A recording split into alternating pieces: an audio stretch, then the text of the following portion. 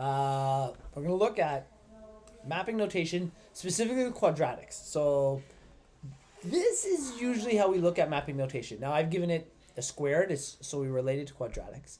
And mapping notation is actually kind of like a form of the vertex form. You just notice that our letters are a little different, and we're even leaving one out. What's really nice is A is the same, so that's a good connection to make. Whatever A does in a quadratic, when you're used to seeing it, that's what it does with mapping notation, vertical compressions and stretches. There is a letter or a variable we don't use in quadratics, so this is the B. And that's because for a quadratic, we always just kind of consider B to be equal to 1. Okay, so just keep that concept in mind, that's important. The C is our H for vertex form, and the D happens to be our K, which I have in blue here, but that's the connection between those two. Okay, so now that we know that, if you ever end up watching a different video on mapping notation, to set up mapping notation for a quadratic, we would say the new x value, so x subscript n, because the n just tells us that's what our new value is after the transformations, is equal to the old x value, but divided by, I'm going to close that door, divided by b. What is b in that case? Do you recall what number we've given to b? Yes, it's 1. So this brings us to this fact here. Do I need to divide by 1? No, it doesn't do anything. So we actually don't write it in. So our new x value, when we're talking about specifically quadratics, we don't divide by anything. We just, because b is technically our 1 in this case, we don't divide anything. We leave it there. The other thing we do though is we do shifts. And now in mapping notation, they've written subtract c, but c is h and r, so we're just going to say subtract the h value. So that's going to be the mapping notation for a quadratic. Okay, it's slightly different from the general mapping notation. But what's nice is for the new y values, they are almost spot on the same. That a value multiplied by the old y value. The only difference being instead of plus d, we don't use the letter d, we use the letter k. Okay, so the visual positions of the variables for the mapping notation of y, they're the same. The x is slightly different. We don't need to divide by a b value, okay? So let's keep this in mind. These two are our mapping notation. Those are the formulas of how to take one of the original x coordinates, you plug it through with whatever the vertex form is, and it gives you a new x coordinate, and then we do the same thing with the y. We take the old the old y coordinate, we multiply it by the variables in our vertex form. So we multiply by a, we add our k, and then we get our new y value. So to show you this in action, we are going to go over to here. So we have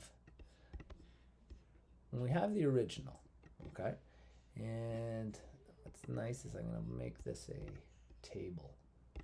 Okay, so these are some of our, I'm going to change this piece quickly. There you go. And I should be able to draw on this. There we go. These are like some of our original points. 0, 0 being one of them. 1, 1, negative 1, 1. So I'll quickly write them in. Okay, negative 1, 1. That guy's 0, 0. And we have 2 and 4. And negative 2 and 4. Okay, I should have zoomed out a little for this. We have this one here, y is equal to x squared. That's what this original parabola is in black, okay? The green one, let's make our color green. This guy here is actually y is equal to negative 3x squared, okay? So the vertex hasn't changed. It's still at 0, 0, but we got to put it in our mapping notation, okay? So for our mapping notation, my question becomes, well, how do I write that in vertex form? Well, this is what it looks like technically in vertex form. We have negative 3, we have x minus h. If our vertex is at 0, our h value is technically 0. It hasn't shifted left or right. And if our vertex is 0, 0, the y value is still there, then the k value is also 0. So what that means for us is our mapping notation. Well, how do we plug it in? This is our actual vertex form. Well, if I was to make we'll go back to maybe, I can't remember if I can make black in here. Oh yeah, I can. There we go.